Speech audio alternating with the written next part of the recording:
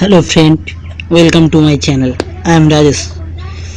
আজকের আমি ডাব্লিউবিসিএস এর নিউ সিলেবাস বা ডাব্লিউবিসিএস কীভাবে পড়লে আমি সক্ষম হতে পারবো বা ডাব্লিউবিসিএস পড়ে আমার কোনগুলো পড়লে আমার খুব অল্প সময়ের মধ্যে আমি প্রিপারেশান ঠিকঠাকভাবে নিতে পারবো, সেই টপিক নিয়ে আজকে আমি আলোচনা করছি। ডাব্লিউবিসিএস সিলেবাস নিয়ে আজকে আমি আলোচনা করছি। ডাব্লিউবিসিএস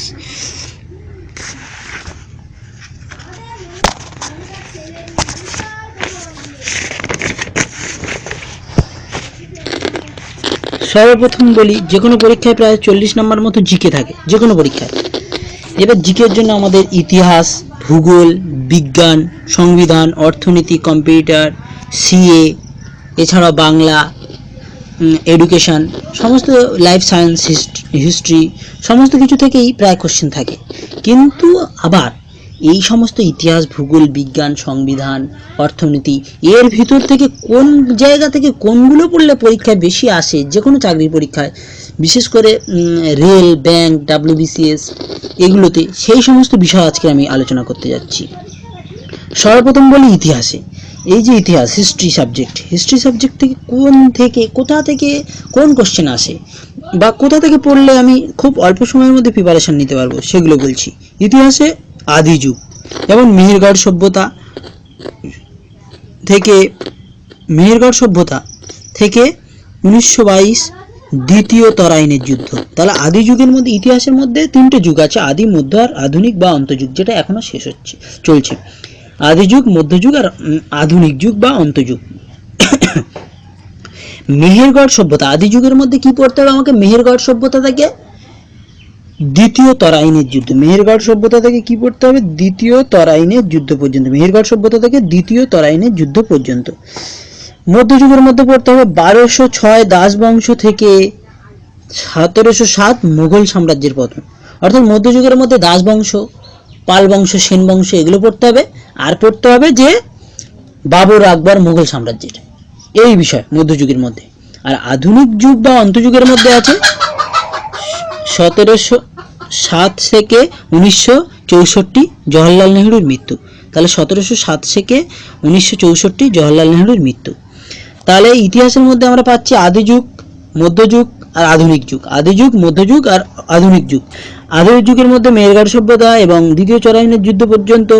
মধ্যযুগের মধ্যে আছে 1206 দাস বংশ থেকে 1707 ঔরঙ্গজেবের মৃত্যু পর্যন্ত। আর আধুনিক বা অন্তযুগ, যেটা 1707 থেকে 1964 জওহরলাল নেহরুর মৃত্যু পর্যন্ত। এই টপিক যেগুলো 7, 8, 9, 10 বইয়ে কিছু কিছু অংশে পাওয়া যায়, সমস্ত 7, 8, 9, 10 বইয়ে পাওয়া যাবে। এবার আসি জিওগ্রাফি টপিক। এই 3টে বিষয়ের বাইরে আসেই না। ভারতের ভূগোল 17টা পেজ মতো পড়লে হয়ে যাবে। পৃথিবীর ভূগোল ও সাধারণ ভূগোল, যেটা মাত্র 11টা পেজ পড়তে হবে। আর পশ্চিমবঙ্গের ভূগোল, যেটা 8 পেজ পড়তে হবে। এগুলো 9, 10 বইয়ে পাওয়া যায়। ভারতের ভূগোল, পশ্চিমবঙ্গের ভূগোল ও সাধারণ ভূগোল এবং পশ্চিমবঙ্গের ভূগোল।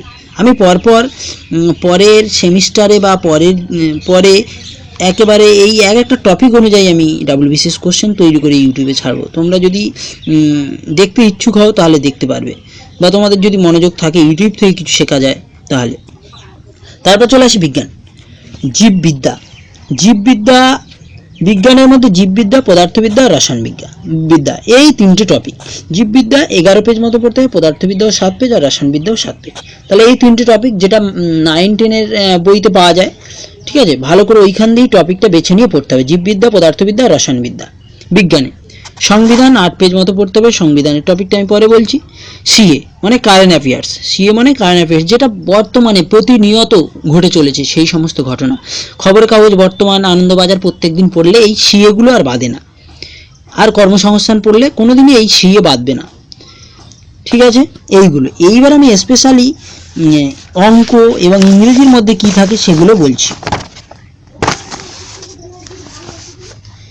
অঙ্কের মধ্যে, ম্যাথমেটিক্সের মধ্যে প্রায় ম্যাথমেটিক্স আর ইংরেজি, যে যত ভালো পারবে সে খুব তাড়াতাড়ি যে কোনো রিটেন পরীক্ষা পাস করে যাবে, যে কোনো রিটেন পরীক্ষায়। সেই জন্য ম্যাথমেটিক্স এবং ইংরেজিটাকে খুব যত্ন সহকারে পড়া উচিত। সেই সঙ্গে সঙ্গে ইতিহাস, ভূগোল, এগুলো প্রথমে বলি ম্যাথমেটিক্সে আছে শতকরার অঙ্ক, যে সব পরীক্ষায় থাকে, সব পরীক্ষায় একটা হলেও অঙ্ক থাকে শতকরার অঙ্ক, যত কম নম্বরে অঙ্ক থাক না সেখানে থাকবে। লাভ ক্ষতির অঙ্ক, সরল সুদ, আর সময় কার্য সময় দূরত্ব, এই চারটে চ্যাপ্টার থেকে অঙ্ক যে কোনো পরীক্ষায় একটা করে থাকে, যে কোনো পরীক্ষায়, D group, C group, upper primary, rail, bank, সব পরীক্ষায় থাকে। তারপর লসাগু গসাগু, এগুলো সহজ অঙ্ক, গড়, সমানুপাত, অনুপাত আর মিশ্রণ, অংশীদারি কারবার। তাহলে 1 নম্বর হলো শতকরা, 2 হলো লাভ ক্ষতি, 3 হলো সরল সুদ কথা অর্থাৎ চক্রবৃদ্ধি সুদ, আর সময় কার্য সময় দূরত্ব। এগুলো গ্রুপ এর মধ্যে থাকে, সমস্ত এ গ্রুপের পরীক্ষাগুলোতে বা সমস্ত পরীক্ষায় এই চারটের বাইরে কোনো কোশ্চেন থাকে না। এই চারটেই বেশিরভাগ সব পরীক্ষায় যত অঙ্ক আউট আসুক না কেন এই চারটে কোশ্চেন আসে। তারপরে লসাগু গসাগু, গড়, অনুপাত, সমানুপাত, মিশ্রণ, অংশীদারি কারবার, এগুলো। তারপরে বাস্তব সংখ্যা তত্ত্ব, বিভাজ্যতা, ভগ্নাংশ, এগুলো। বয়স সংক্রান্ত অর্থাৎ পিতা পুত্রের অঙ্ক, অবশ্যই বেশিরভাগ বড় বড় পরীক্ষা বা ছোটখাটো পরীক্ষা থেকে থাকে। সূচক, করণী, সরলীকরণ, এগুলো ছোট অঙ্ক, একদিনে শেষ হয়ে যাবে। নৌকা, স্রোত, নল ও চৌবাচ্চা, এই অঙ্কগুলোও দেয়। কিছুদিন আগে ডি গ্রুপের পরীক্ষায় বেশিরভাগ জ্যামিতি দিয়েছিল, এই জন্য অল জ্যামিতি। ইংলিশ, আমরা এবার ইংলিশে চলে আসবো। ইংলিশ কোনগুলো? ইংলিশে আগেই বললাম ইংরেজি আর অঙ্ক যে ভালো পারবে সে সমস্ত রিটেন পরীক্ষা পাস করবে।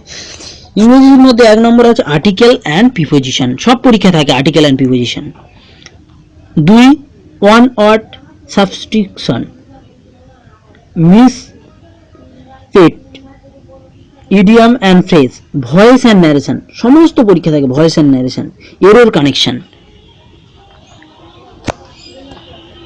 এইগুলো। Phrasal verb, collective noun, similes, appropriate meaning, improve the sentence, PQRS, সাজানো, এই সমস্ত, এই যে ইংরেজি সিলেবাস, এই কটার মধ্যে বিশেষ করে আমাদের পড়তে হবে সব পরীক্ষা পাস করার জন্য আর্টিকেল অ্যান্ড প্রিপোজিশন। সবার আগে পড়তে হবে কি? আর্টিকেল অ্যান্ড প্রিপোজিশন সবার আগে, তারপর ভয়েস ন্যারেশন। Okay bye.